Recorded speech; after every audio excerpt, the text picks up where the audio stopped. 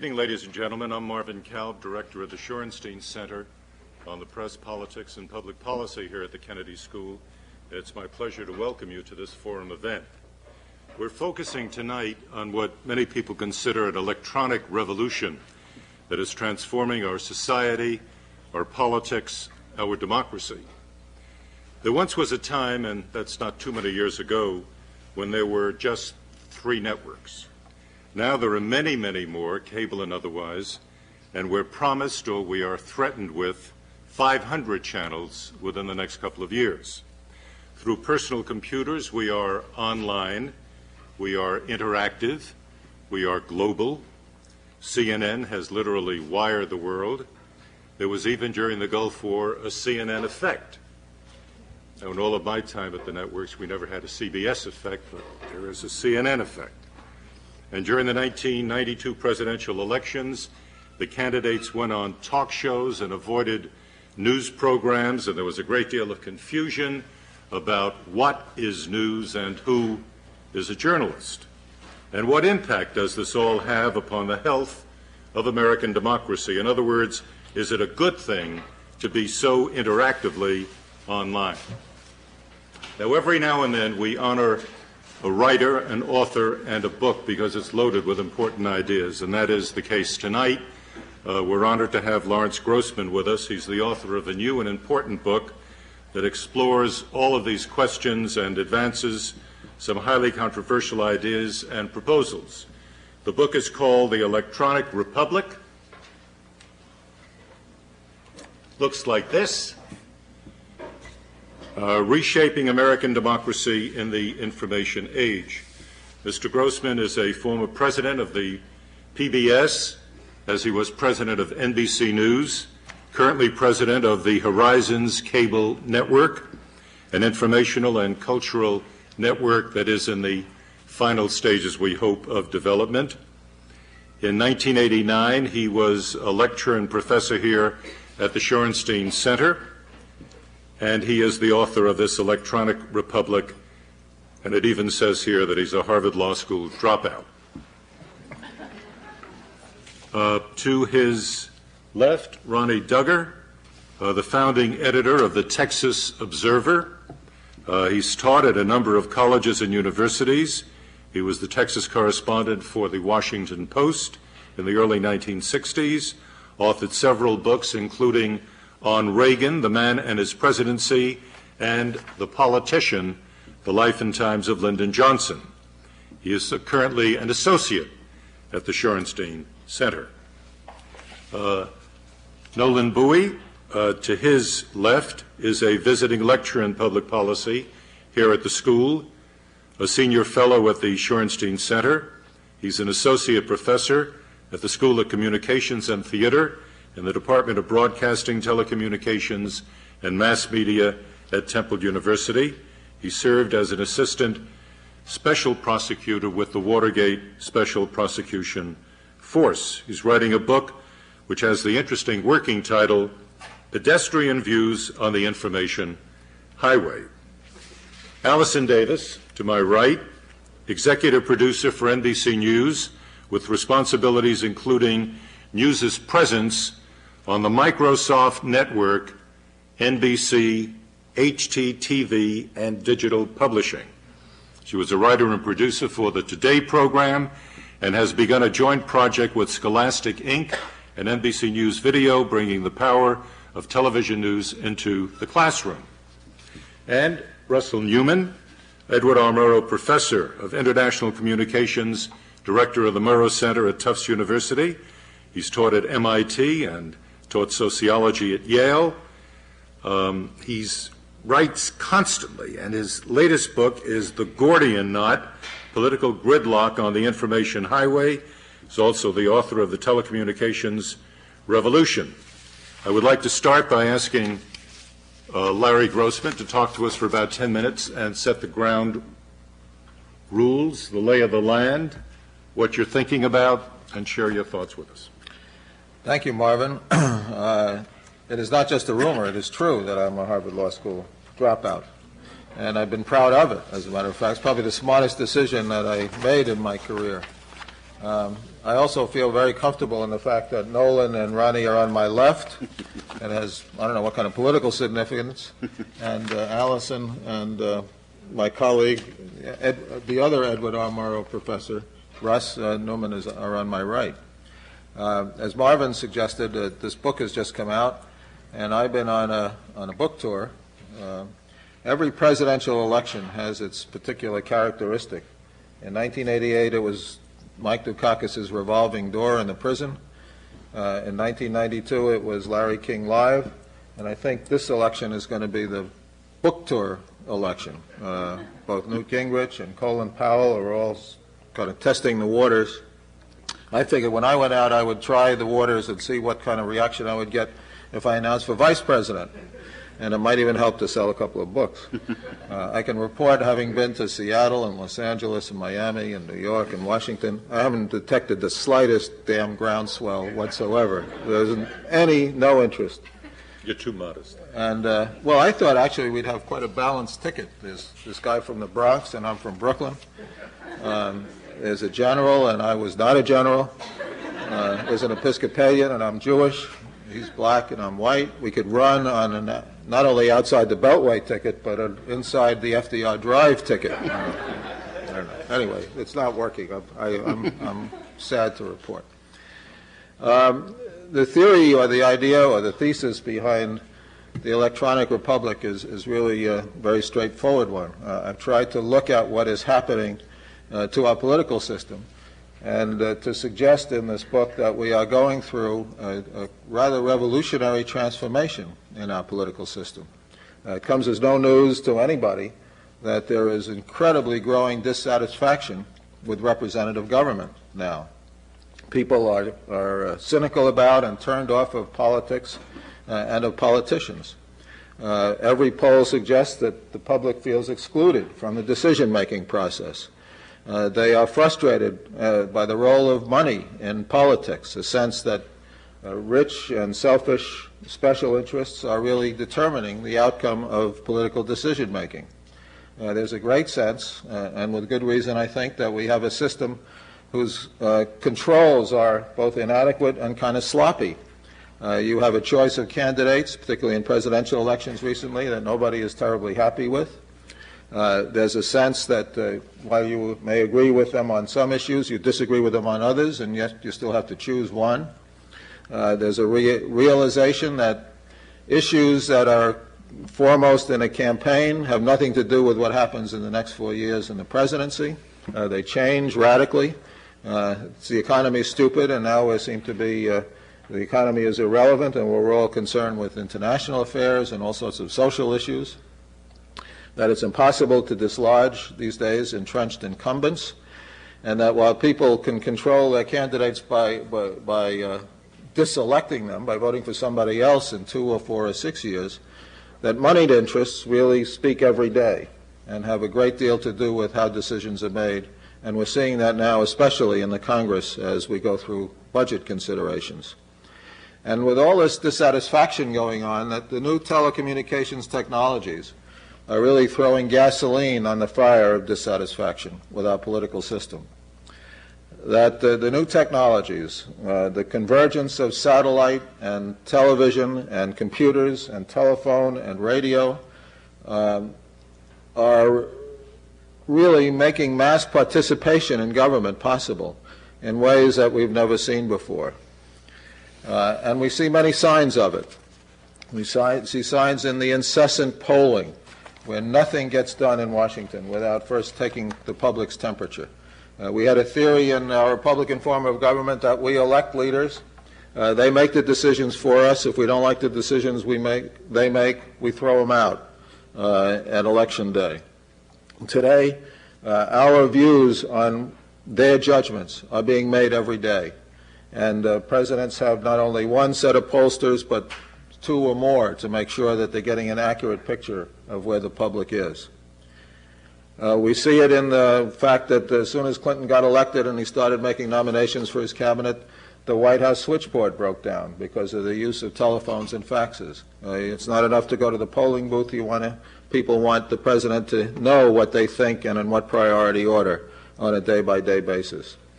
We see it in the rise of what I think now is the most important and influential medium in politics, not television, but call-in radio. The incredible number of call-in radio shows that end up focusing on issues that end up bombarding Congress and prompting people to call their congressman or write their congressman and let them know how they feel.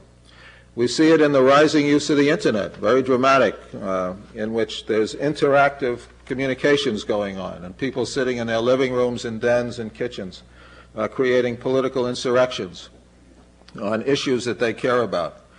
And we see it as the new telecommunications technologies are really redefining the nature of community, moving from geography, away from defining how we vote, from where we live, communicating by electronics, where instantaneously we can reach people thousands of miles away from us. And we're moving from a sectional politics to an interest group politics. And we're seeing in some a major shift away from our Republican form of government.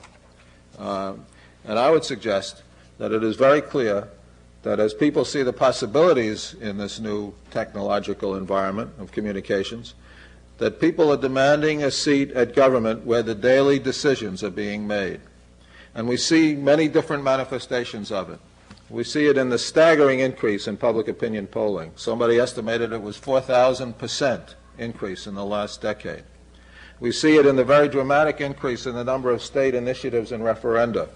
In a state like California, more money is spent lobbying the general public than is spent lobbying the state legislature. More major decisions are being made in ballot initiatives by the general public than are being made by elected representatives.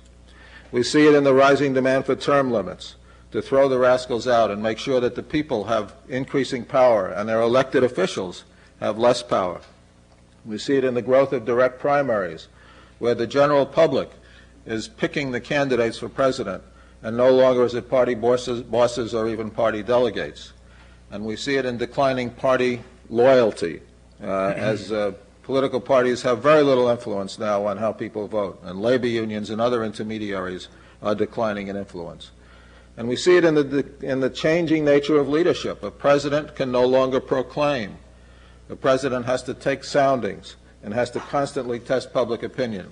And we're running a presidency which is a continuing, endless political campaign, to such an extent that I would suggest that the public has now become the fourth branch of government, alongside the executive and the legislative and the judiciary. We saw it as kind of a watershed in 1992 with the Gulf War, where we had a sense of direct participation and involvement and seeing what was going on in terms of foreign affairs. Even our leaders, the Secretary of Defense, Dick Cheney, admitted that he was getting his information from CNN the same way the rest of us were. We saw it in the rise of Ross Perot, who announced on cable television that he was available for president in February.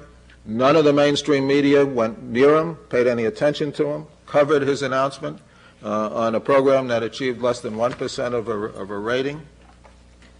And within 4 months, by the time of the California primary in June, he could have won, according to the polls, the California primary on either the Republican or the Democratic Party ticket. We saw it in the most important presidential debate of the 1992 election. It was the second debate, the one that had the most influence. And it was the first debate in history in which the people, the audience, actually the ones who asked the questions. So we're seeing what is in effect I think, in a very drastic change in our traditional political system and our traditional representative republic.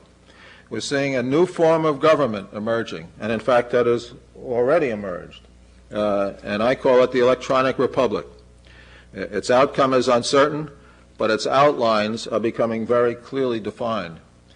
And the electronic republic is clearly, and we already have it, a hybrid, a mixture of representative government of the kind we've had for the past 200 years and direct democracy, something really brand new to us, something that we haven't experienced or nobody's experienced in a significant way since the New England town meetings and since the ancient Greek Athenian Republic, in which a small group of citizens were at the same time the rulers and the ruled.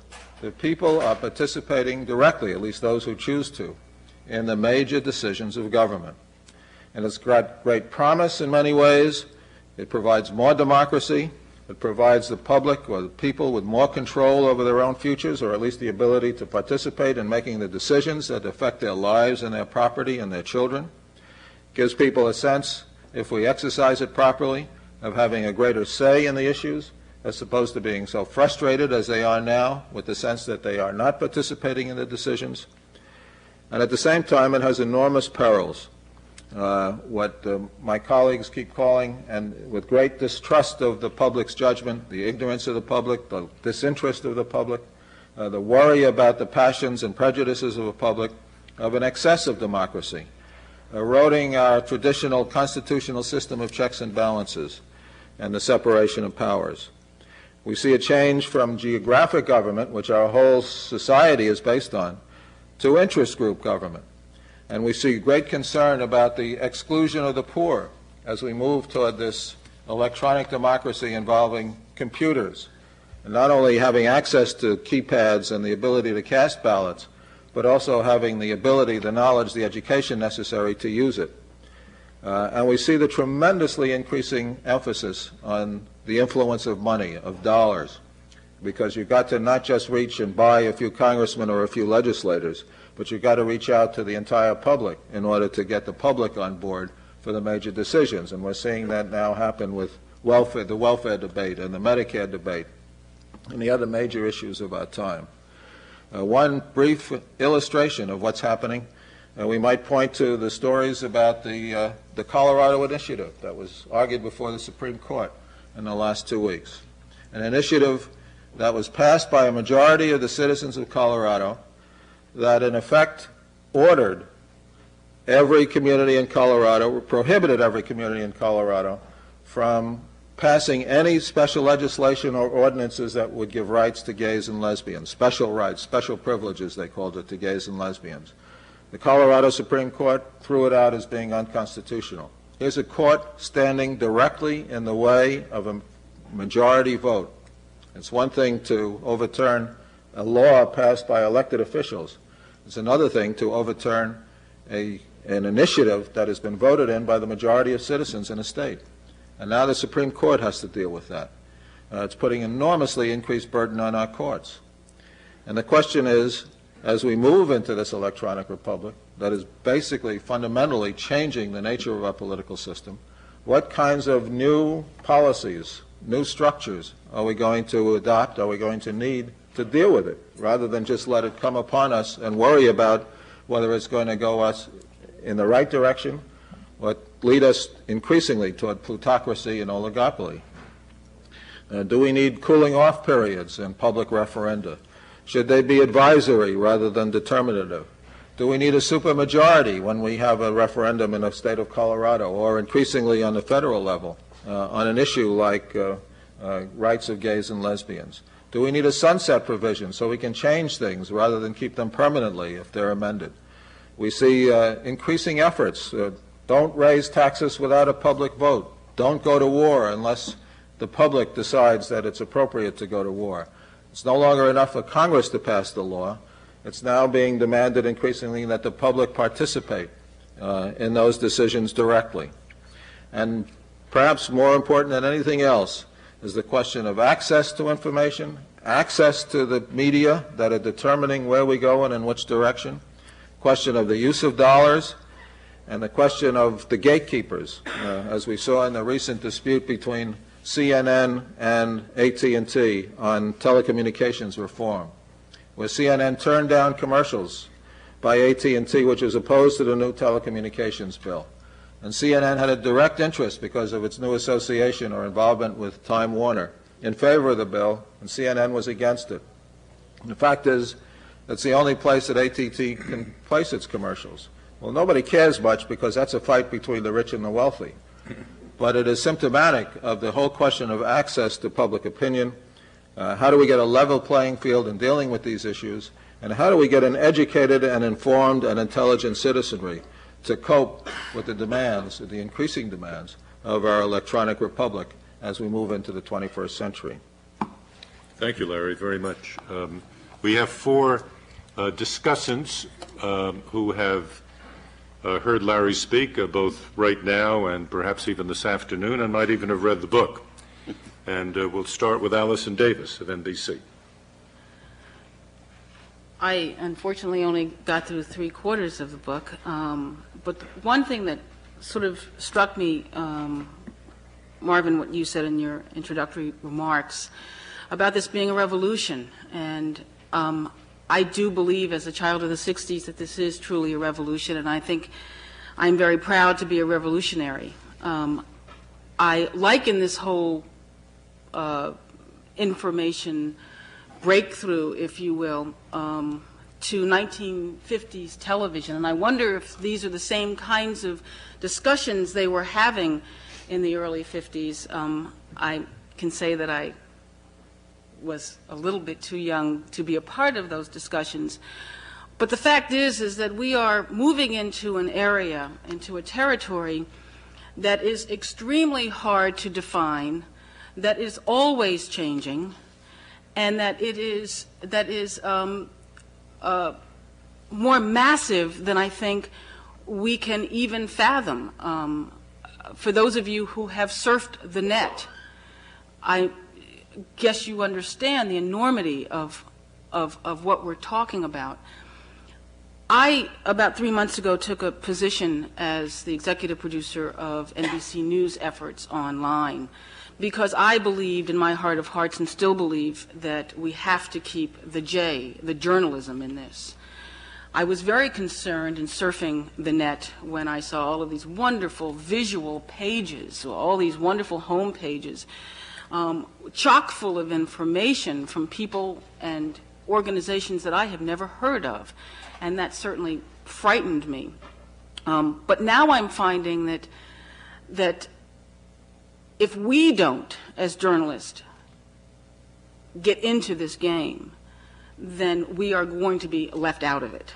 And hence, NBC has become very involved. I'm not afraid of it, and I'm not looking at this point to tame it, and I'm not looking at this point to define it. I am looking to create in it, to use all of its tools as they develop, and they are developing on a day-to-day basis, to use all of its tools to provide the user with information. I think that one of the things that we talk about when we talk about this whole electronic media is that we are talking about interactivity. And I'm on the other end of that interactivity. I see the letters. Some of them are extremely inspiring. Some of them are downright stupid. But I see that most people don't want an answer. I'm reminded of something that happened about a month ago. We got a letter. We have an automatic response to our mail. Got a letter from somebody who just blasted Bryant Gumbel, Tom Brokaw, Katie Couric, just blasted them. And the automatic response went out. And then I saw the letter. We try to read the letters and give an answer when there needs to be an answer every 12, 13 hours or so. And I wrote back to the individual and I said, you know, you're welcome to comment, you're welcome to be a part of this forum, but I ask that you not use that kind of language. The person wrote back about a day later thanking me profusely. They never expected a response. And I think that for the most part, the potential is clearly there. And when I read Larry's book, I see the potential is there. But the fact of the matter is, it's not happening. And most people, it's clearly doesn't seem to be happening in the way that would bring fear to all of us. As I said, from my reading, from the dialogue that I have had, from the letters that we have, email that we have received, people simply want a forum. People also want from this medium information. And I think that that's that's the most exciting part for people like me who are information providers. This morning, and I just wanted to, in closing, share my day with you because I think it talks about my future. This morning I woke up at 5, as I normally do, and I got immediately on my computer and I gathered up information from various sources around the world. And I posted on the Microsoft network 4 stories, including the lead, obviously, the vote in Canada. And then I sent out email to probably a dozen people to talk about what we needed to do during the course of the day in following these stories. And then I pulled my 2 kids together, took them to school. My 3-year-old goes to Computots, which is something that he was on the waiting list for, where he learns how to use a computer. Very, very hot thing in my suburban community. So I got the 3-year-old ready for Computots and the other one ready for 4th grade, where he also is using a computer and accessing information and chatting in a very controlled environment. And realized, went to work, supervised the staff, got on a plane, came here, and realized how freeing this whole electronic frontier is to me.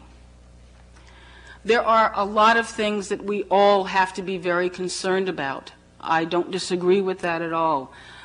But I dare say that we can't use our 50s, 60s, 70s, 80s, 90s sensibility in something that is forever changing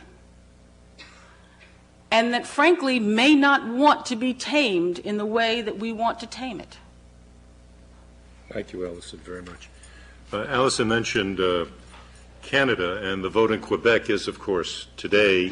And in another room here at the Kennedy School, I'm told that they are monitoring the situation. And should there be a result, I'll be told about it, and I'll pass it on to you. Allison is monitoring the situation. Does she have it right there? I just have it on the speaker. Voters are streaming.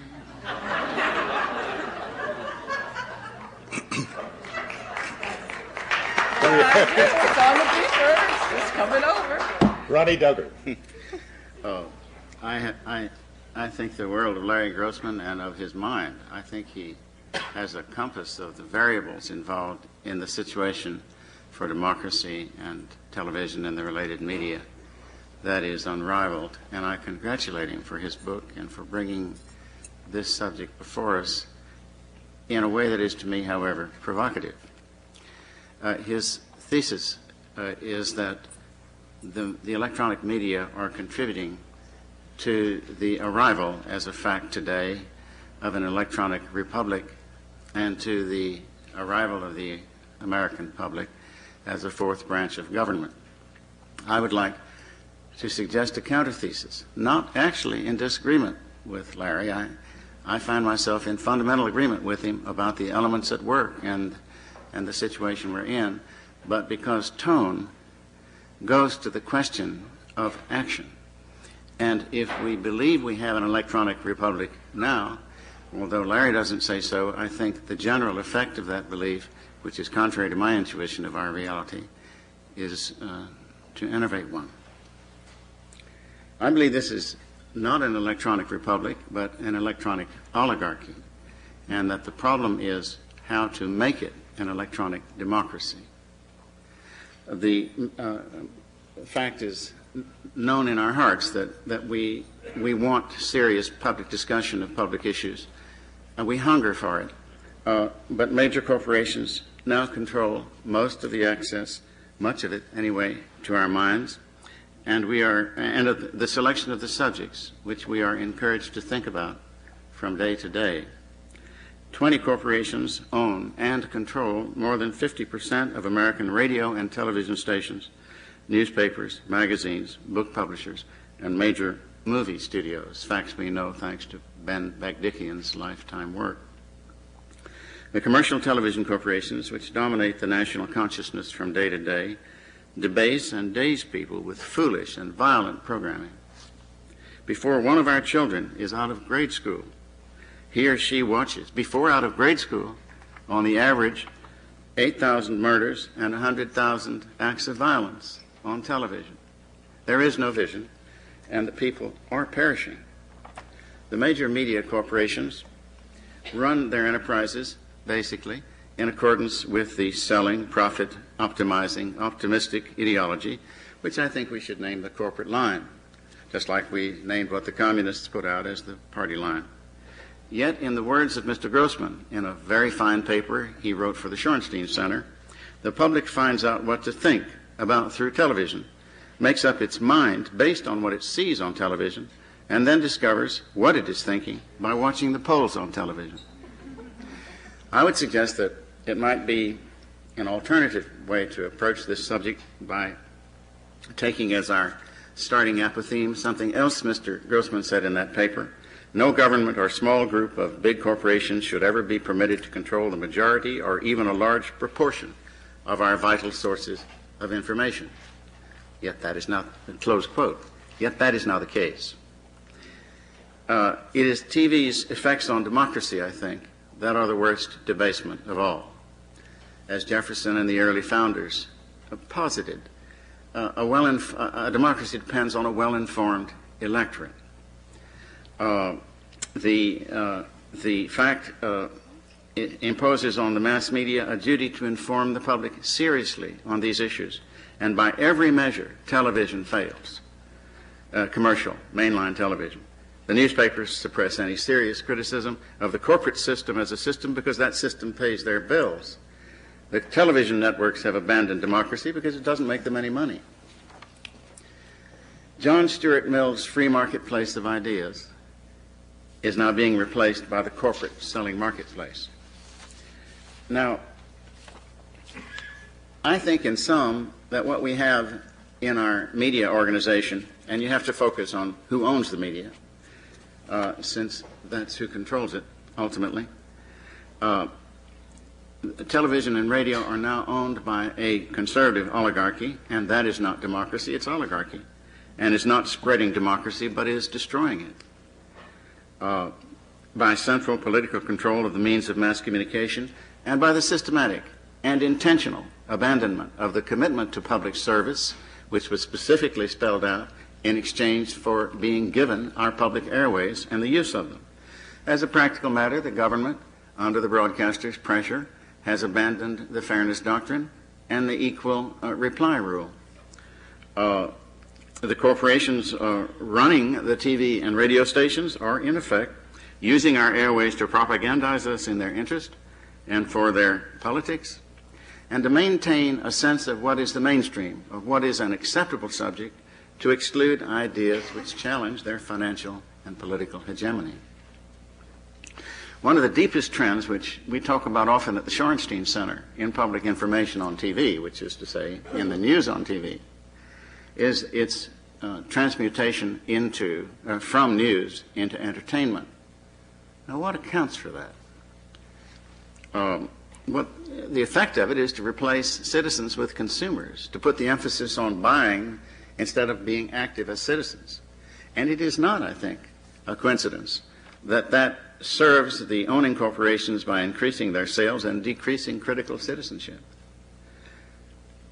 Freedom of the press, as it applies to the corporation, which has, of course, been historically mistakenly identified as a person, turns out to protect big corporations' rights to make profits, and that is a very strange outcome, is it not, after 100 years?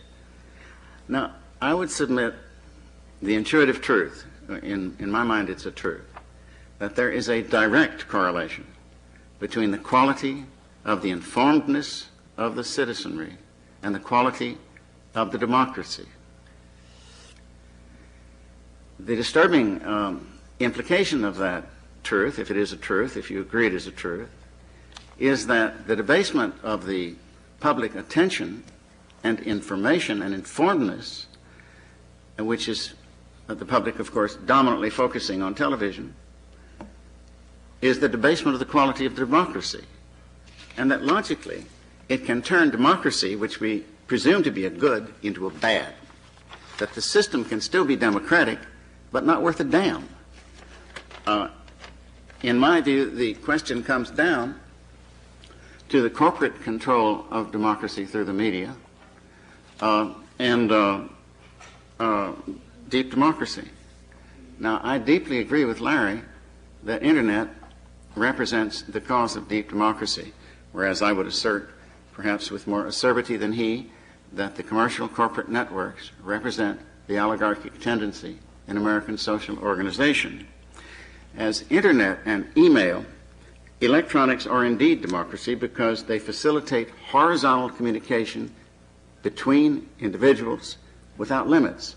And I think ultimately this may put the First Amendment to its greatest test since John Peter Zenger. Here is the potential tool, this cheap horizontal communication across great distances, and of the personal power of cheap public publishing, a power that is owned inherently by anyone with a computer console and a printer and a modem. So I think we have posited here the means for moving toward the well-articulated and described electronic republic, which Larry says is here, and which I believe we have to make. The only answer to the tendencies now of being ruled by an oligarchy, in my opinion, is for the people to come together. And I would like to quote from Larry's book, where he quotes a political theorist saying, we need, quote, to suggest what a form of political association built upon plurality, sheer human togetherness, might look like.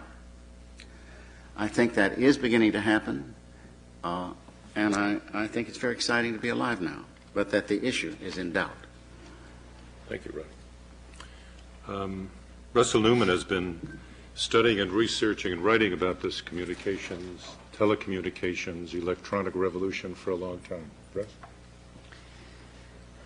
I've read Larry's book and I've enjoyed it very much. It's an engaging book and a good book. And I was intrigued to hear Larry's kind of summary of the central issues of the book. And I was kind of waiting for the shoe to drop. And I didn't hear it. So let me give my version of the question that Larry asks and my version, and I'm going to be interested in Larry's response, to the answer Larry gives to the future of electronic democracy. The question is, do all of these changes in the electronic character of communications between the political elites and the mass electorate lead to an engagement of the public in the political process or an isolation of the public from the political process? And he answers, yes.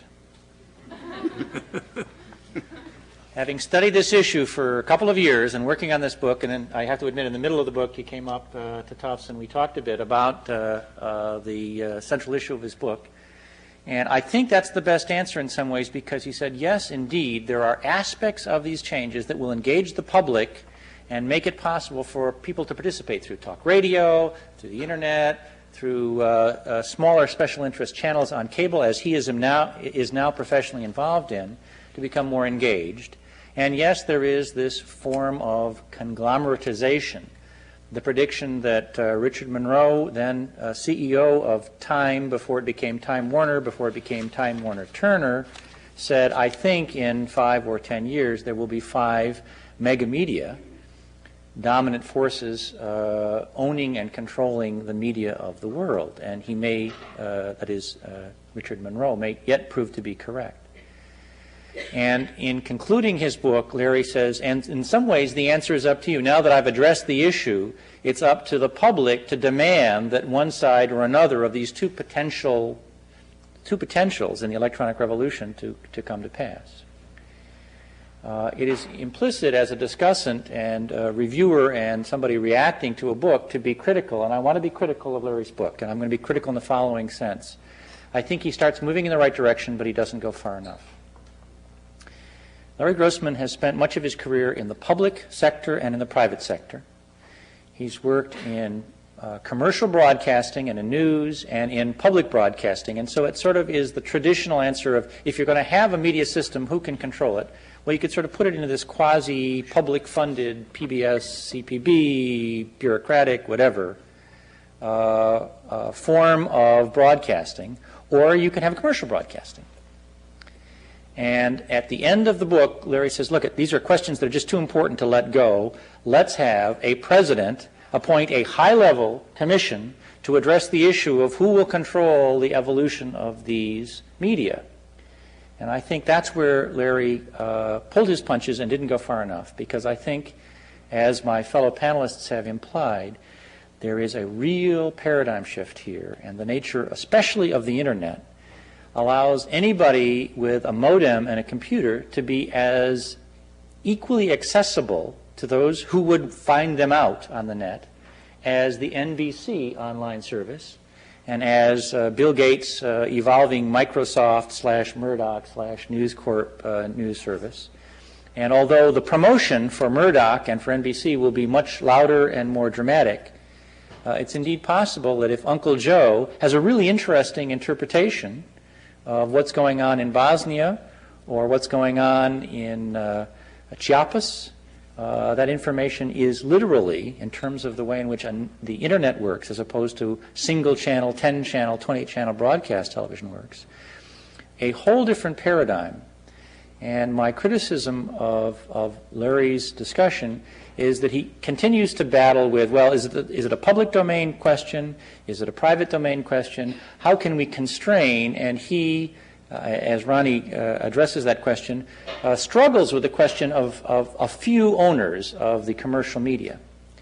And I think it doesn't matter if you've got 3 or 10 or 50 commercial media outlets. The character of Nielsen ratings and living by advertising is going to generate certain dynamics that generate a particular perspective on news. And it's a fine perspective, and it should be included among the others. And there is a possibility that an insulated public domain institution like the Corporation for Public Broadcasting can generate things that will be counterpoint to commercial broadcasting. But what's not absolutely grabbed by the lapels in this book, which should be, is the prospect that there's a third or a fourth or a fifth entirely new paradigm and organization of how media can be sustained, which is that individuals themselves contribute their effort, their time, and their money by ordering up. And now the critical bottom line of what the new technologies permit is a lower threshold for publishing. It used to be that the mass media belonged to those who could afford to pay for the printing press, for those that could afford to pay for access to the 6 megahertz channel in the major metropolitan markets that permitted terrestrial broadcasting. Well, we moved to a 30 channel, to a 60 channel, to a 500 channel, and ultimately to an almost limitless, you order up what you want to see channel universe. And in that universe, whole new paradigms for who would economically and through their own efforts, community groups, churches, unions, political groups, small groups, 20 people is enough critical mass if they're committed to generate web pages and even video. And I think that's where the future lies, and the direction is set and very well organized and addressed in Larry's book, but we've got to go farther. Thank you very much, Russ. It's very interesting questions there. Nolan Bowie, your views, please. For my introduction, you know I'm good at coming up with creative book titles. I would suggest to Larry on the second printing that he changed the title from The Electronic Republic to The Emergence of Electronic Feudalism. One of the underlying themes in the book, or the primary theme in the book, is that not that there's too much democracy, as the book has been criticized as promoting, but he says there's too much direct democracy, which is a threat to the republic. What I think Larry has done is marshal the right facts, make good arguments, but basically has come up with the wrong diagnosis, the wrong cure. What I think in reality is that there's too little democracy, too little participatory democracy, as a matter of fact. Someone on the panel said that this was a revolution. Revolutions are generally violent. They take place very rapidly, and power shifts. And I think what's happening here is that the power is not shifting, but is consolidating among an elite group of haves. That, as a matter of fact, the introduction of all of these information technologies is causing the widening of an already existing gap between information-rich and poor. That the problem is not that everyone has access to these technologies and as a consequence is participating directly in democracy, but the masses don't have access to it and probably never will unless we change basic public policy in this country. Most of these technologies are text-based, and according to the United States Department of Education, more than half of the adult population can't read. Democracy, as I see it, if we talked about the kind of democracy of the people, by the people, for the people, would seem to require that more people participate as opposed to fewer. Having access to email democracy, or what Larry said earlier, keypad democracy, to me, for some but not for all, undermines the whole notion of one person, one vote, if in fact we're deciding important public policy issues prior to going to the polls, through, prior to voting with ballots at the polls, as opposed to testing which way the winds go by taking a poll. While we may in fact have more information than most countries in the world, we tend to be less informed. Democracy to me implies that citizens are not only actively participating but doing so responsibly, that they're armed with relevant information as to how to make rational choices in the marketplace of commodities and in political marketplace. If in fact most of the people are uninformed, misinformed, then what we have is not a democracy, because it's not knowing consent that they're giving. It's manufactured consent, and that's not democracy. Well, Larry primarily deals with the esoteric technologies, email, internet, and all. Most people still rely on old technology, a technology that's about 60 years old now, and that's broadcasting. Most politicians spend the bulk of their budgets, campaign budgets, on access to television between 65 and 75. There's an interesting front page article in the Philadelphia Inquirer that gives the details, quoting from a Times Mirror poll. Now, of all of the various technologies, there's still going to be someone else's private property, particularly information delivered over a wire. And the Supreme Court has been treating private property as the highest of values to be protected. And while concessions may be made early on in order to get their land grab, at some point the cable companies and the telephone companies, which may be the same because they're converging as the technology converges, may demand to have their property back. And I would guess that the Supreme Court will give it to them as a violation, as a taking, unless someone is willing to pay the fair market value for that property. All the public ultimately owns are the airwaves, at least theoretically. Yet there's no right of access to broadcasting, radio or television, unless you can pay, assuming that the licensee is going to sell you that time. There's no issue access. We have no fairness doctrine. Since the early 80s, neither radio or television stations have had any right, affirmative obligations, to provide any news or informational programming. The reason they continue to do it is one, tradition, but primarily is they can make a buck on it. It's a commodity. New advancing technology, digital compression now is probably can change a 1/6 megahertz channel, is what television stations have now, into 4 or maybe 8 or maybe 20 channels. And the incumbents are going to get a second channel, so they'll have maybe 40 channels. And the way the law exists now, you still won't have access to the public airwaves, nor necessarily to other technologies. How do you go about coming up with the good society, a real democracy, particularly if the public is uninformed? There are bills now before Congress that will extend the license for, say, television from 5 years now to 10 years, and currently at the end of 5 years or 7 years for radio, all the broadcaster must do is give a postcard-sized renewal application. And that's their public interest obligation, to inform the public. Political candidates, if they want to get access over the airwaves, they have to pay for it.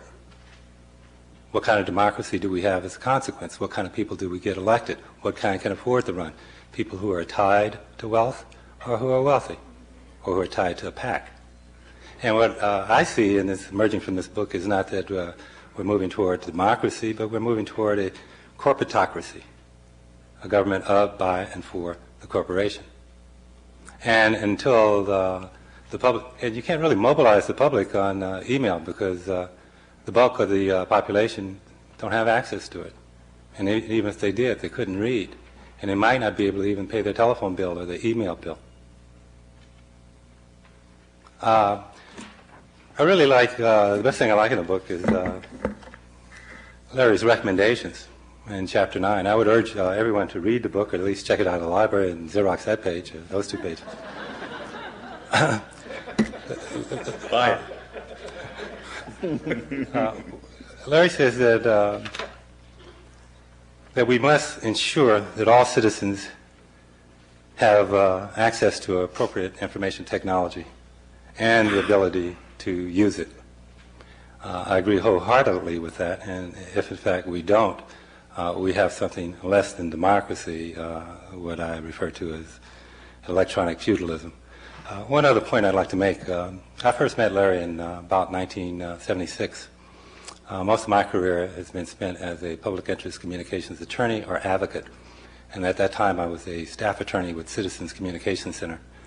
In 1977, I became executive director of Citizens, and I remember a note of congratulations from Larry in which he said, "This country needs your work." 3 years later, I was unemployed. Reagan became president on the notion that he would get the government off our backs, that we would rely on the magic of the marketplace, where democracy is defined by choosing commodities rather than maximizing the viewpoints in a marketplace of ideas. And I think if we're going to move toward democracy, we have to develop systems of universal access and service. Thanks, Nolan, very much. Larry, I think that you deserve an opportunity to comment upon some of the comments on your book. If you want to do that briefly, because then I would like to go to the audience, and if you have any questions that you'd like to address to Larry or other members of the panel, there are 2 microphones here, and you can, in fact, start approaching them if you do have a question. Larry, why don't you go ahead? Look, here's my problem. As long as people say nice things about the book, I can take any kind of criticism. And I tend to agree with all of the questions that were raised in this sense.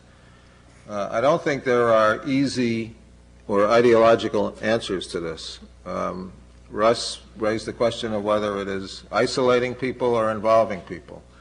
And the answer, if you're an optimist about technology, you tend to think it's going to solve all our problems, which certainly there's no history to show that that's the case. My solution, as against what Ronnie and Nolan have suggested, I totally agree with their concerns, and I totally agree with the end result. I would get at it somewhat differently. I'm unalterably opposed to regulation of content in messages. I think that the electronic media ought to be treated the same as print media, be as unfair, as one-sided, as unequal as you want. But if you use public airways, if you use public spectrum, if you have a monopoly franchise that's been granted, then you ought to damn well pay for it. And that public dividend ought to go to supporting an alternative or a counter system, whether 2-way or 3-way or 1-way, that gives access to everybody, that enables democracy to be served, that does not require money to be paid in order to reach the people, that enables us to have discussions of public issues and so on. So I don't think we're disagreeing on principles and on objectives.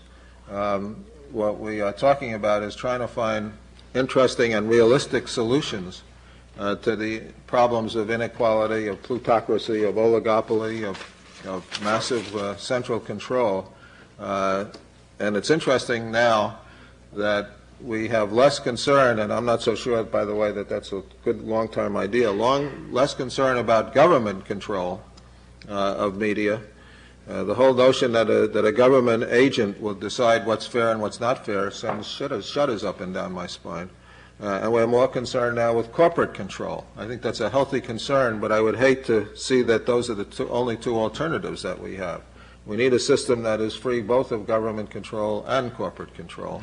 And I've tried to suggest ways to accomplish that. Thank you, Larry, very much. We will start here. When you ask your question, please give us your name, association with the university or not, and ask a question, not make a speech. Thank you, please. Well, my name is Ben Kahn, and I'm a graduate student at the Kennedy School. But before I came here, I was a reporter for a couple of years, a print newspaper reporter, and I was very enthusiastic about journalism, but I was also a little bit disillusioned on and off, and that's why I'm here instead of still out working as a reporter, thinking of changing careers possibly, and largely because of the kinds of issues that have been described tonight, and my concern that for myself, who was attracted to print journalism as opposed to broadcast or newswire journalism, I was attracted to it because I had the impression that one could research deeply and write complicated, interesting articles that really analyze a problem best through newspaper writing. And now that the newspaper market is contracting and contracting and contracting and turning into a magazine market more and more, I'd like it if anybody would like to respond can speak a little bit about the role of reporters and the place for complicated news stories that you imagine in the electronic republic. Thank you. Thank you. Ronnie Duggar, why don't you try that? I think you've had more experience with print journalism than any of us. Well, my opinion, Mr. Cohen, is that it's a very hard go, but you've got to work your way into a few excellent newspapers. I believe the New York Times, the Wall Street Journal on the journalistic side, not on the editorial side, which is ridiculous, and the Los Angeles Times, for example, are excellent newspapers, and I believe the Miami Herald, one could name perhaps 10, and others would join in with names, that are serious newspapers that have, indeed, the Dallas Morning News has some superb foreign correspondents who exceed in quality the work of the Northeastern Press.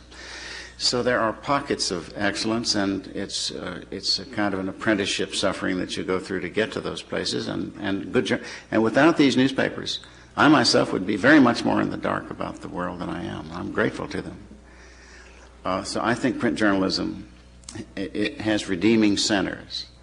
In the main, however, there's a fact from Bagdikian, perhaps I can remember it, 20 years ago, 80% of the newspapers in the country were independently owned. Now, or say 3 years ago, 20% are independently owned and 80% are owned by the chains. Now, some of those chains have been headed up by highly professional and well-motivated people. For example, the Knight Ridder chain, whose chief recently passed away. And one knows from one's colleagues in the profession of very high standards of journalism. I also may say with some pardonable, although I beg your apologies for it, beg your forgiveness for it, pride, that my own daughter, Celia, at the New York Times, has been practicing sterling journalism. I'm serious, with the consent of the Times and their understanding and support, seeking to limn the sufferings of the underclass and to understand how society has failed the underclass. And her mate, a reporter named Barry Barak on the Los Angeles Times, is doing profoundly serious work and did the finest 5-part series I've read on a labor controversy, the Caterpillar strike, in years. So good work is done there. I value it, cherish it, pass it around when I find it. But it is a hard fight. I think the comfort of being in a really great newspaper, if you can get to that position, is that you really matter. You really do change things. So I'm sorry to be such an optimist about this. Yes. No. I want to go to the next person. Yes. There's an awful lot of people waiting. Yes, please. Yeah, my name is George Mokray, and I publish a listserv and a web page on environment and telecommunications, and I also produce a public access television show every week on solar energy. So it doesn't take 20 people, it takes one person.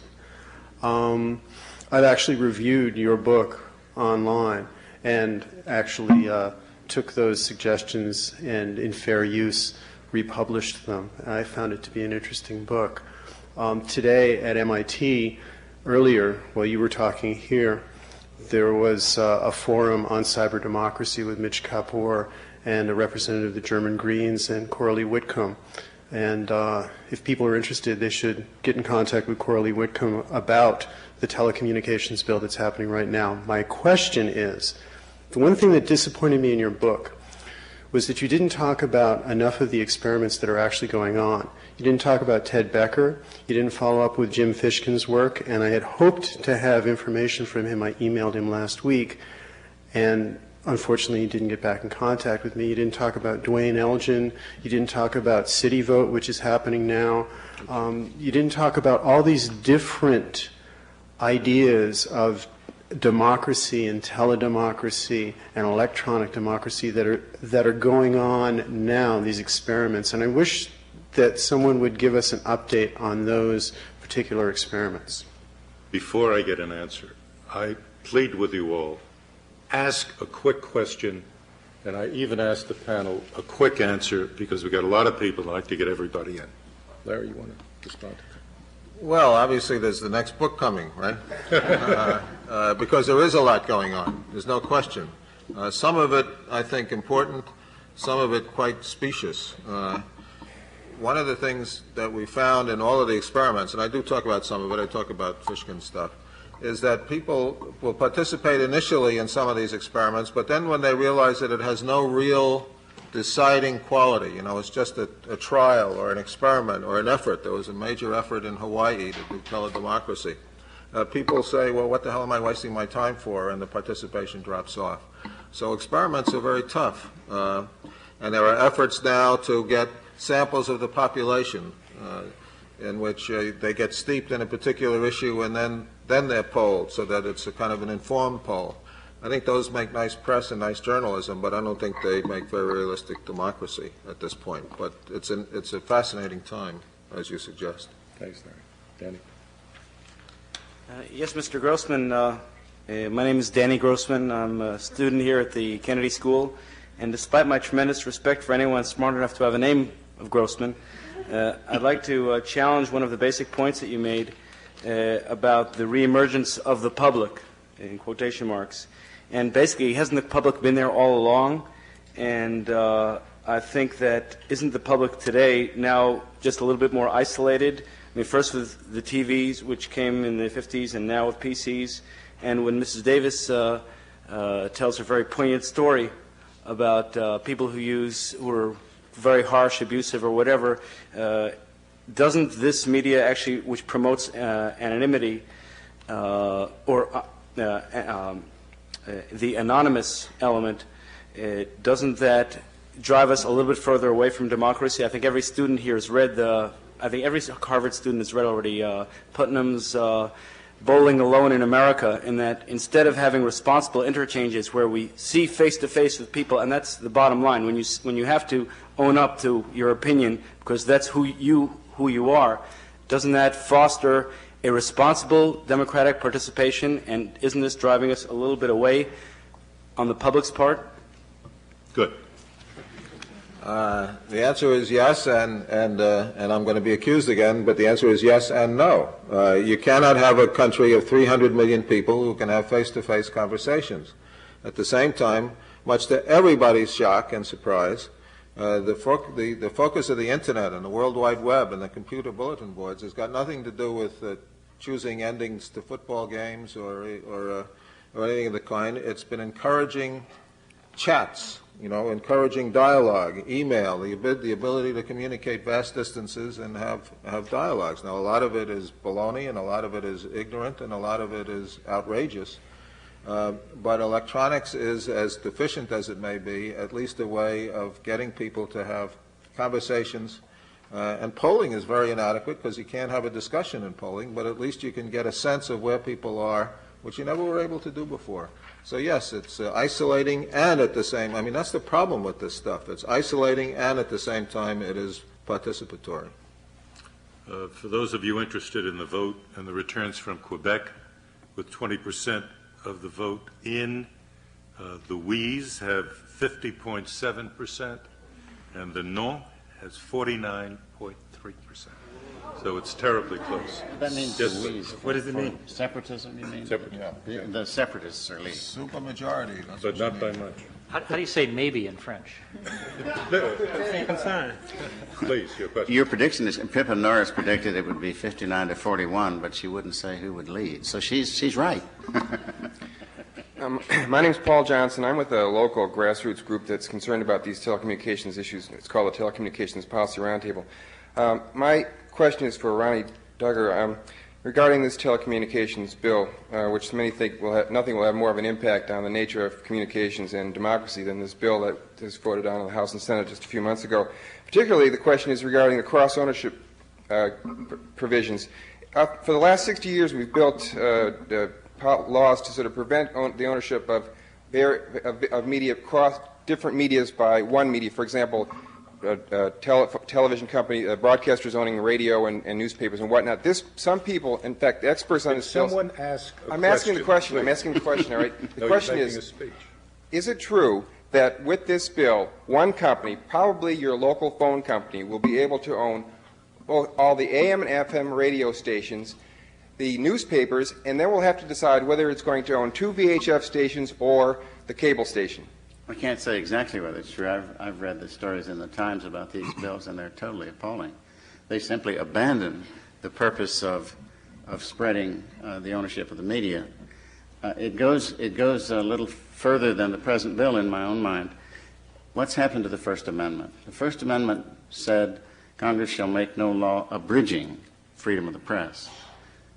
This is a law abridging freedom of the press. That's what Congress is doing. It's making a law abridging freedom of the press because it's limiting what Larry appropriately calls the number of gatekeepers. If Congress is not prohibited from making a law enhancing the freedom of the press, and, for example, a law to limit each individual corporation or other organization to the totally independent ownership of one newspaper or one TV station or one cable channel or one radio station, and no more. Now, that would be an enhancement of the free marketplace of ideas that John Stuart Mill had in mind. It would be a utopian enhancement in terms of the political climate now. But we do need to understand that the First Amendment does not prohibit Congress from touching the press. It prohibits it from abridging freedom of the press.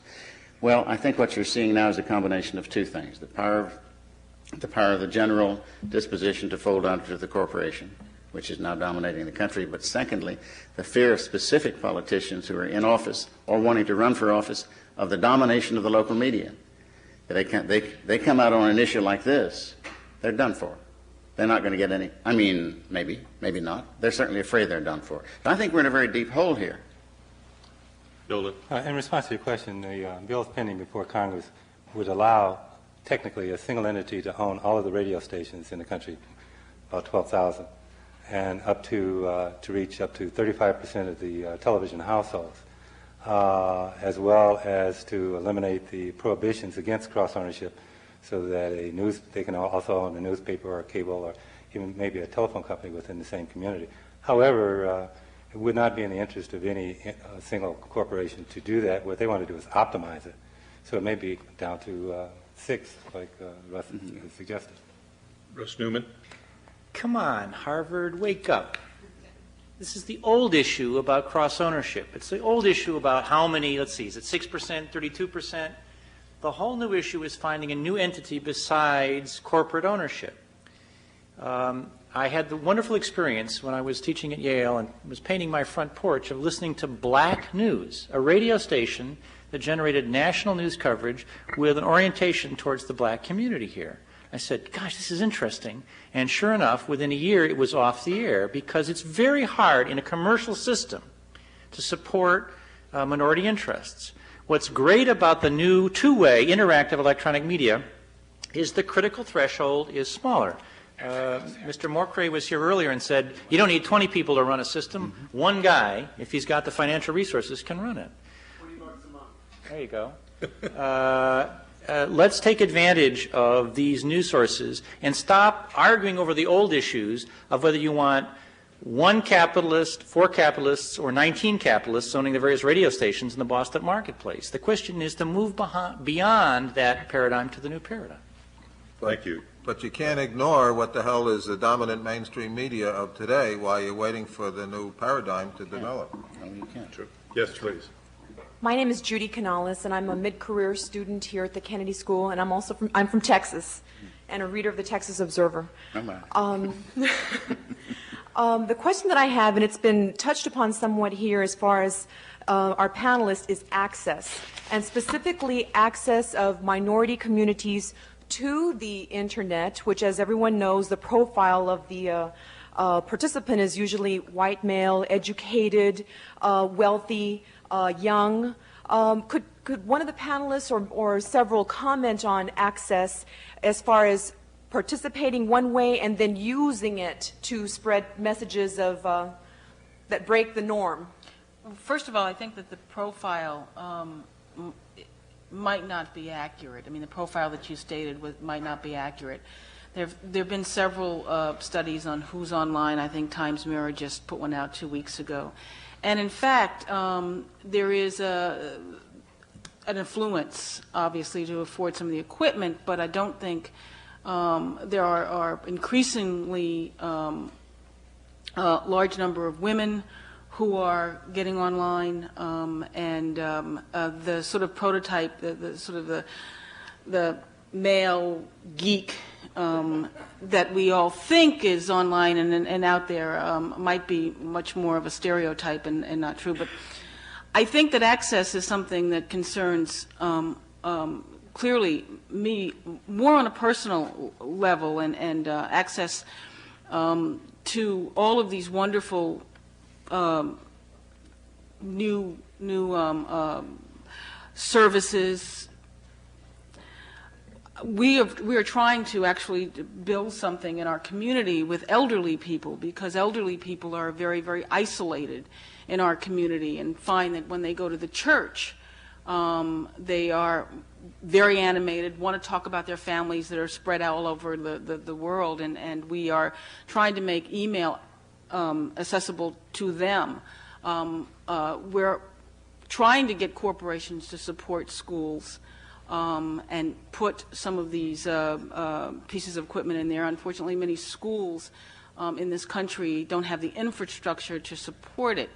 But I think it's going to take a grassroots level kind of activism of people who are involved in this to spread the word and to evangelize it, and to provide the kind of resource help to the, quote, disenfranchised. And I think that that's an issue that we're all facing in a very real way now. Thank you, Allison. Yes, please. Hi, my name is Jay Breida, and I'm a former intern at the Texas Observer, and currently a reporter at the Middlesex News in Framingham. And I had a kind of a question, it's a brief question, on direct democracy, and this is an open question, I guess, to somebody on the panel, is how do you protect minority rights, just in general? Death penalty in Massachusetts, public policy or public opinion is overwhelmingly in support of it, but our legislature has been able to table it for a couple of years. But I mean, at what point do people just want to press the button to pull the lever to kill somebody? I mean, you know, literally. And why not have trials instead of a jury? Just have a selection of a cross selection of people who can press the button at the end of the trial. I mean, is this direct democracy? Is this the intelligent way of doing things? Larry? There's no easy way, but there are many ways we should start considering. One is, as I suggested, a supermajority, so that it might take, if you're going to decide that you want to pass capital punishment, or you decide that you want to pass a referendum affecting the rights of gays and lesbians, that it's going to take not a one-vote majority, but a two-thirds majority. Again, cooling off points. Again, reinforcing the importance of having the courts stand and able to declare unconstitutional infringements on minority rights, even if a majority does directly decide. Waiting periods. We have got to start developing, it seems to me, in this electronic republic, a whole new series of checks and balances, unlike anything that we have seen in the Constitution, to reflect the new technology and the new reality. I'm going to take two more questions because we're running out of time here and here, but you go first. My name is Justin Lehrer. I'm a lowly freshman at the college. And I guess my question is, to whoever wants to answer it, Do you really think that the Internet and specifically the World Wide Web at this moment is such a grand political forum?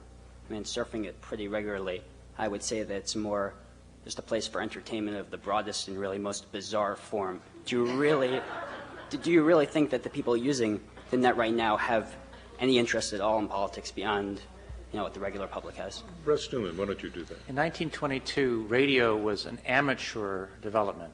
Literally, anybody who wanted to could get access, and it was, amateur radio was all there was. The Navy reserved some frequencies, but by 1928, radio was a mass phenomenon with news and national networks and major corporate involvement. That's 6 years. It doesn't take so long for something to absolutely explode. Right now, among kids under 18 years old, 88% have access to Internet, not necessarily the full-fledged web, but Internet services. In households of upper-middle-class Americans, there's a computer in 75% of the homes. These things are happening faster than you might think. Larry says, don't ignore the mass media. Don't ignore the dominant forces in the media. And he's absolutely right.